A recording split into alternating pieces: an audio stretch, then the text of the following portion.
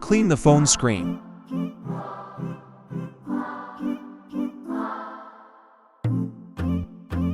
Fold the sheet sideways and remove the cut from the sheet.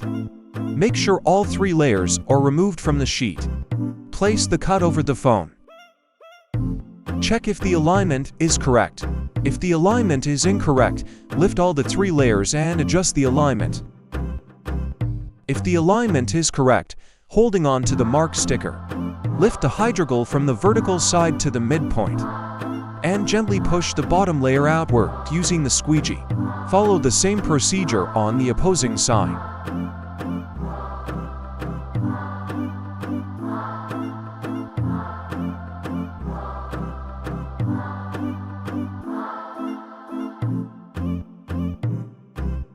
Remove the top layer, leaving the hydrogel on the phone. Using the squeegee, push out the bubbles in the corners.